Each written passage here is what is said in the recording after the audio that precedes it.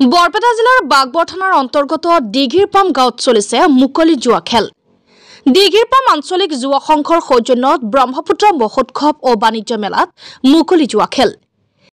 একে সময়তে জুনিয়ৰ চৌধুৰী বজাৰত বিগত কেইবাদিন ধৰি ধাৰাবাহিকভাৱে একাংশ জুৱাৰীয়ে ৰাজহুৱাকৈ জুৱা খেল চলাই আছে বুলি অভিযোগ উত্থাপিত হৈছে। ইতিমধ্যে দল সংগঠন তথা ৰাইজৰ মাজত প্ৰশ্ন।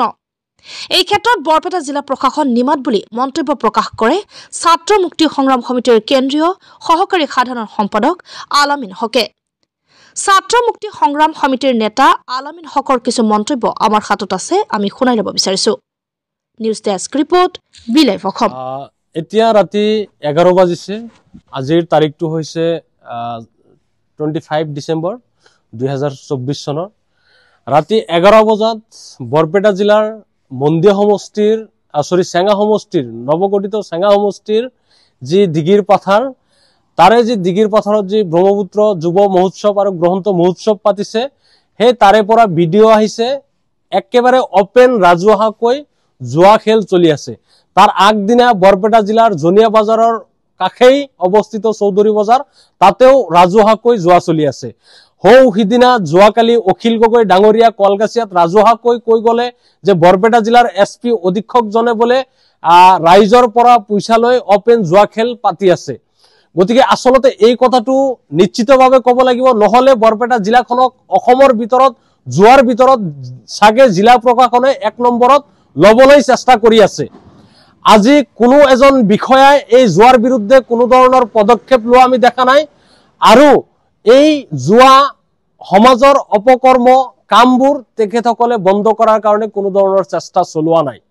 আমি ছাত্ৰ মুক্তি সংগ্ৰাম সমিতিয়ে দাবী জনাইছো, অসমৰ মাননীয় মুখ্যমন্ত্ৰী হিমন্ত বিশ্ব শৰ্মা ডাঙৰীয়া এই বৰপেটা জিলাখনত আপোনাৰ ককাই ভাইটি মাননীয় সুশান্ত বিশ্ব শৰ্মা ডাঙৰীয়া এই বৰপেটা জিলাখনত SP হৈ আছে, আৰু মাননীয় DGP মাননীয় GP সিং ডাঙৰীয়ালৈ অনুৰোধ জনাইছো, বৰপেটা জিলাখনৰ পৰা এই আগতে জুৱা খেল একেবাৰে নিৰ্মূল হৈছিলে। নতুনকৈ লাহে লাহে বিভিন্ন অঞ্চলত এতিয়া জুৱাৰ ঘাটি হৈ পৰিছে, আৰু একাংশ দালাল চক্ৰই তেওঁলোকে দম্বালি মাৰি কৈছে যে কোনো পদ্ধতি জুৱা বন্ধ কৰিব নোৱাৰে, আমি জুৱা চলাই থাকিম। অসমৰ মাননীয় GP সিং ডাঙৰীয়া আপোনালৈ বিনম্ৰ অনুৰোধ জনাইছো, বৰপেটা জিলাখনত যেনেকে জুৱা গ্ৰাস কৰি উঠিছে, অনাগত দিনত ভয়াবহ ৰূপত এয়া ব্যতিক্ৰমভাৱে জিলাখন এক পৰিচয় পাব। গতিকে আমি আপোনালোকলৈ দাবী জনাইছো, অতি সোনকালে এই জুৱা নিৰ্মূল কৰক, আৰু কেৱল নিৰ্মূল কৰাই নহয়, বৰপেটা জিলাখনত এনেকুৱা ধৰণৰ অনিয়ম কি কাৰণত আৰু কি প্ৰয়োজনত হৈ আছে এই কথাটো আপোনালোকে তদন্ত কৰক, কাৰণ এনেকুৱা ধৰণৰ ভয়াবহ ল এণ্ড চিটুৱেশ্যন বৰপেটা জিলাত অনাগত দিনত কেতিয়াও হোৱা নাই। অসমৰ মাননীয় মুখ্যমন্ত্ৰী ডাঙৰীয়া আপোনালোকক বিনম্ৰ অনুৰোধ জনাইছো যে অসমৰ ভিতৰত বৰপেটা জিলাখন কেৱল সংখ্যালঘু অঞ্চল হোৱাৰ কাৰণে এনেকুৱা ধৰণৰ মাহিয়াৰ দৃষ্টি চাইছে নেকি, বা এনেকুৱা ধৰণৰ পৰিস্থিতি আপোনালোকে হবলৈ দিছে নেকি। আৰু অহাকালিও হয়তো তাতে প্ৰগ্ৰাম চলিব। আমি যদি স্থানীয় প্ৰশাসনৰ কোনো ধৰণৰ